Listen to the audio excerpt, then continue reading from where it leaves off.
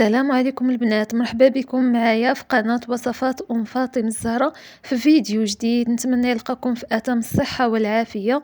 إن شاء الله اليوم نحضر معكم بان سويس اللي كيجي خطير وأكثر من رائع وأحسن مليون في المرة من ديال المخابز اللي غادي يحماقوا عليه الوليدات بطريقة سهلة وواضحة وغادي يولي معتمد عندكم. فبقوا معايا إن شاء الله ندوزو المقادير وطريقة التحضير. فالبنات ما تنسونيش، جزاكم الله خير، من لي لايك، واللي أول مرة يشوف القناة يشترك معايا ويفعل الجرس باش يوصلوا كل جديد. وندوزو المقادير وطريقة التحضير. في الاول البنات هنا غنحضر كريم باتيسري باش يبرد ليا.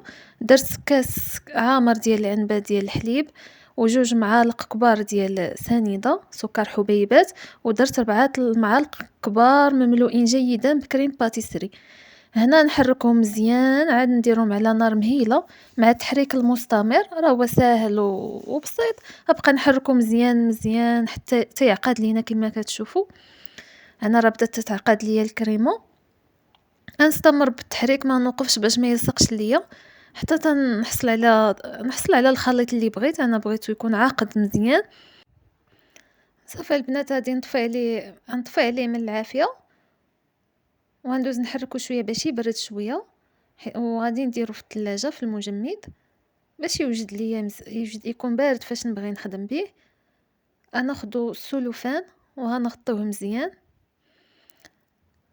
كما كتشوفوا البنات. غنغطيه مزيان من الداخل باش ما يشربش ليا ريحه الثلاجه، وفي نفس الوقت ما يديش ديك القشره الفوقانيه الا غير غطيناه من الفوق غادي يديرها. من الاحسن نغطيوه مزيان بهذه الطريقه اللي كتشوفوا في الفيديو. انا كنحاول هنا انني نصايب السلوفان ومن بعد غادي نديه للثلاجه يبرد بما وجدت العجين ديالي. بالنسبه للعجينه البنات راه انا واجد عندي، زعما ديما ديجا حضرته معكم في القناه. غتلقاو الرابط في صندوق الوصف ديال العجين المورق. صافي البنات هنا راني جبتها من المجمد ساعه قبل ما نبدا بها باش تكون تطلق ليا، نطلق العجين ديالي. راه كتطلق بسهوله على شكل مستطيل، يعني نعطيه الشكل ديال المستطيل يكون شاد الطول اكثر من العرض. انا كنعاون بشويه الدقيق باش ما تلصقش ليا. صافي ونستمر بهذه الكيفيه هذه ونطلق العجينه ديالي كاملها.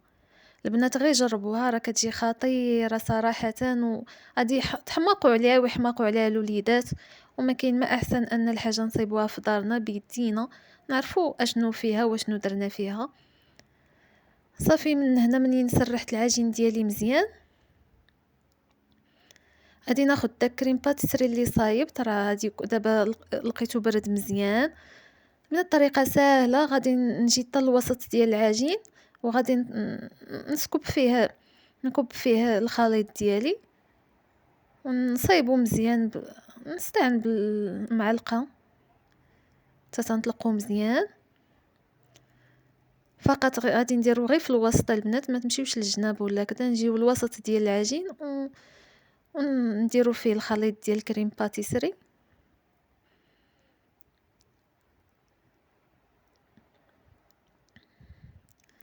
صافي البنات هنا منين كملتو غادي ناخد دوك الحبيبات ديال الشوكولات. الا عندكم حتى الزبيب زيدوه راه كيجي حتى هو خطير. انا اكتفيت فقط بالشوكولاته، داكشي اللي متواجد عندي في البيت هو اللي درت بهذه الطريقه.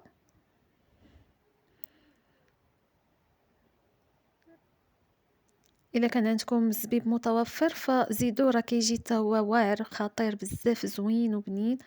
صافي ناخذ الطرف الاول ديال العجين ونحطو من فوق بكريم باتيسري بهذه الطريقه، ونهزو عاوتاني الجهه الاخرى ونحطوها فوق من ديك العجينه بواحد شويه ونضغطو شويه باش يشدوا في بعضياتهم.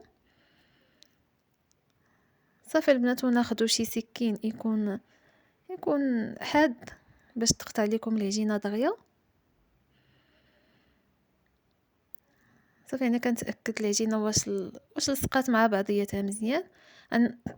نقطع هاد الجوانب هاد الزوائد نحيدهم.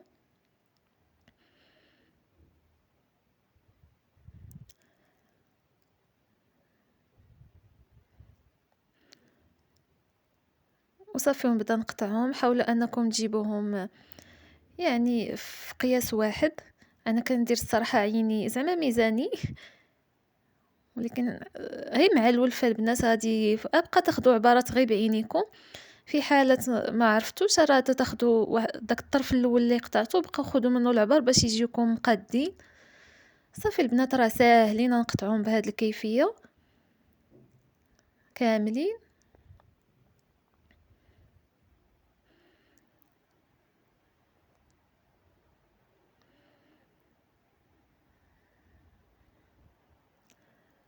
وناخدوهم ونحطوهم على صفيحات الفرن. هانتوما البنات تيجيو رائعين والعجين تتكون مورقة، كتجي صراحة رائعة وتستحق التجربة. جربوها وما غاديش تندموا عليها. وغتلقاو طريقة العجين المورق في صندوق الوصف اللي ديجا حضرتها معكم وهي المعتمدة عندي في جميع المملحات ولا سواء الملح ولا الحلو كنستعملها، كتجي خطيرة وزوينة. صافي كنستفهم هكا ومن بعد نخليهم يرتاحوا واحد نص ساعة تقريبا. تيرتاحوا مزيان ناخد واحد اصفر البيض ونضيف ليه شوية الخل وندهن الوجه ديالهم مزيان.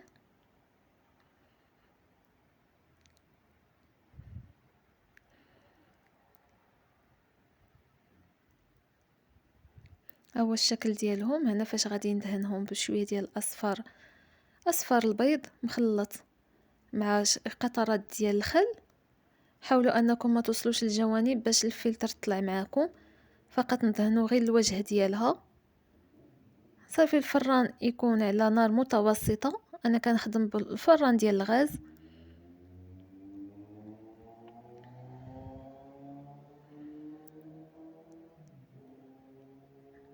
البنات راه دغيا كيطيبوا ودغيا كيوجدوا وغيوليو معتمدين عندكم.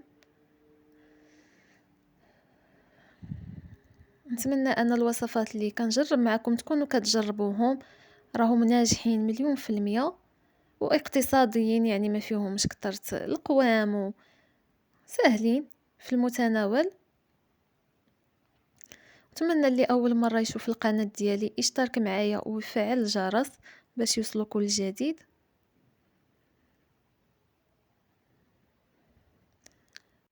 صافي البنات هنا نستمر بهذه الكيفيه تندهنهم كاملين.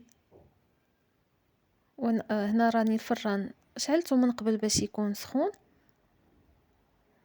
منين تكونوا وجدتوا باش تدهنوهم تكونوا شعلتوا الفران قبل باش يسخن لكم دغيا.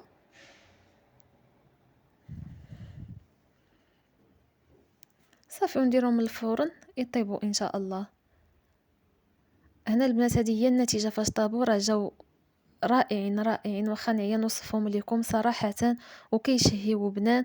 تما دهنتهم شويه الناباج وصافي راه الزين تيبقى اختياري. انا خديت شويه من السكر كلاصي صافي وكان فقط التزيين راه كيبقى كل واحد والاختيار ديالو كيفاش تيبغي يزين، ولكن راه كيجيو طوب ديال طوب. غنجربوهم البنات.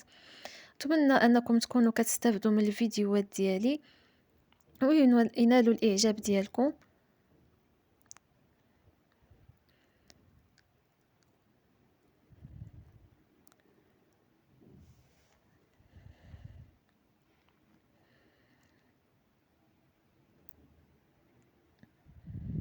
صافي نستمر هكا حتى تنزينهم كاملين.